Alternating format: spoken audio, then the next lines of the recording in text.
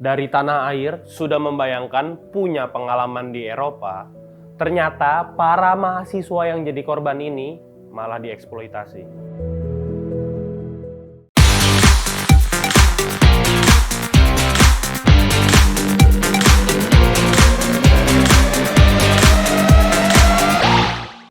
Penipuan lagi.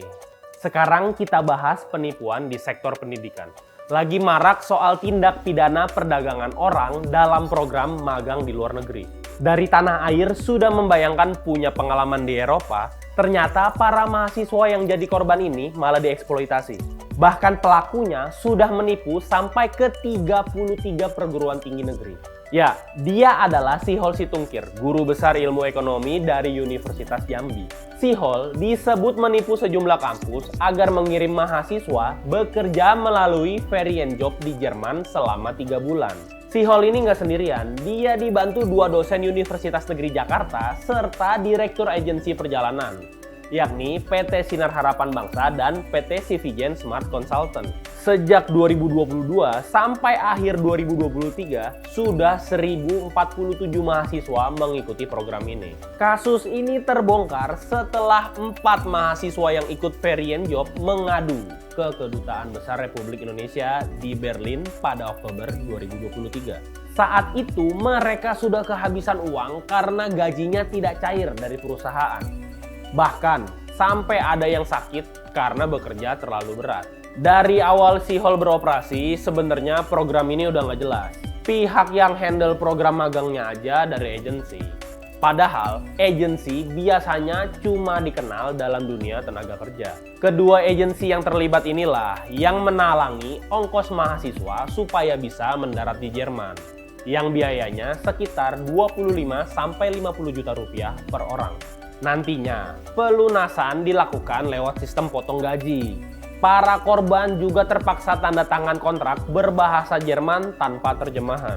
Dari kasus tersebut, Bareskrim Polri menjerat 5 tersangka termasuk Syihol dengan Undang-Undang Nomor 21 Tahun 2007 tentang pemberantasan tindak pidana perdagangan orang. Saat dikirim ke Jerman, tidak ada pelatihan khusus. Gaji mahasiswanya juga mandek. Fix banget ini, indikasi perdagangan orang. Variant job sendiri sebenarnya sudah lumrah di Jerman. Pemerintah di sana mengatur program ini. Variant artinya berlibur. Program ini maksudnya memberi kesempatan kepada mahasiswa untuk mencari uang tambahan. Tapi karena ini didasari niat jahat, ya malah jadi malapetaka. Variant job biasanya berlangsung pada libur panjang akhir tahun. Mahasiswa bisa bekerja di perusahaan swasta. Pekerjaannya juga pekerjaan fisik, kayak ngangkatin kardus, mengepak barang, cuci piring, dan ngangkatin koper. Dilihat dari pekerjaannya aja udah nggak relevan sama dunia akademik. Tapi dengan akal-akalan Syihol, semuanya jadi bisa. Niat busuk mereka dikemas sedemikian rupa sebagai program magang Merdeka Belajar. Syihol CS berjanji programnya itu bisa dikonversi pada sistem satuan kredit semester. Dari teknis waktunya aja juga nggak cocok. Masa libur panjang kampus di Indonesia kan rata-rata ada di pertengahan tahun. Dirjen Dikti Kemendbudristek sebenarnya juga udah ngelarang variant job ini pada Oktober 2023. Konversi pada SKS yang didapetin kampus juga nggak ada. Karena variant job ini program swasta. Nggak ada campur tangan pemerintah Jerman di dalamnya. Gara-gara nggak bisa bedain magang dan kerja sambilan, banyak mahasiswa Indonesia jadi korban. Cukup Sandra Dewi dan Dewi Sandra aja yang masih banyak keliru. Yang ini jangan. Saya Billy, sampai jumpa di fokus selanjutnya.